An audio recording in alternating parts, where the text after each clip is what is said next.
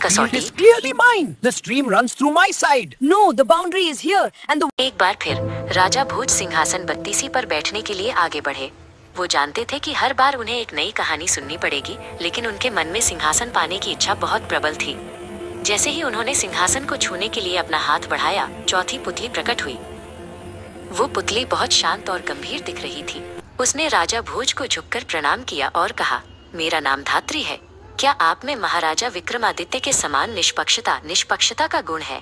क्या आप बिना किसी भेदभाव के न्याय कर सकते हैं? यदि नहीं, तो आपको ये कथा सुननी होगी। धात्री ने कहानी शुरू की। उज्जैन में विक्रमादित्य के राज्य में गोपाल नाम का एक वृद्ध किसान और नील नाम का एक युवा किसान रहते थे। दोनों पड़ोसी थे और उनके बीच खेत की एक छोटी सी पट्टी को लेकर भयंकर विवाद था, जो एक सूखी धारा के पास थी। गोपाल का दावा था कि वो जमीन सदियों से उनके परिवार की थी, जबकि नील का कहना था कि पिछले साल आई बाढ़ में जमीन की मूल सीमा के पत्थर बह गए थे और गोपाल ने धोखे से सीमा आगे बढ़ा दी थी।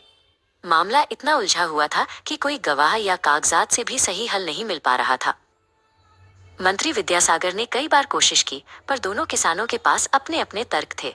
पुराने खत और गवाह एक दूसरे को काट रहे थे। हार मानकर मंत्री विद्यासागर ने ये उलझा हुआ मामला सीधे महाराजा विक्रमादित्य के सामने प्रस्तुत किया। विक्रमादित्य ने ध्यान से सारी बातें सुनी। वो जानते थे कि जब मनुष्य झूठ बोलते हैं तो जमीन नहीं बोलती। उन्होंने फैसला किया कि वो कागजों पर नहीं, बल्कि सच्चाई पर भरोसा करेंगे। उन्होंने अगले ही दिन विवादित खेत का दौरा करने का आदेश दिया। अगले दिन राजा, मंत्री और दोनों किसान खेत पर पहुंचे। विक्रमादित्य ने किसी की बात नहीं सुनी। उन्होंने एक शाही सिपाही को बुलाया और आदेश दिया, ठीक इसी सीमा रेखा पर गहरी खाई खोदो। जैसे ही खाई गहरी हुई, उन्हें एक अद्भुत चीज मिली, मिट्टी में दबे हुए प्राचीन पत्थर और पुरानी जड़ों के निशान। ये निशान स्पष्ट रूप से जमीन की उस मूल अविवादित सीमा रेखा को दर्शाते थे, जो बाढ़ से पहले मौजूद थी। यह देखकर सभी चुप हो गए। महाराजा विक्रमादित्य ने तुरंत न्याय सुनाया।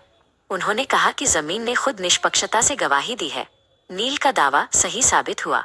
किसी को कोई शिकायत नहीं हुई, क्योंकि प्रमाण साफ था।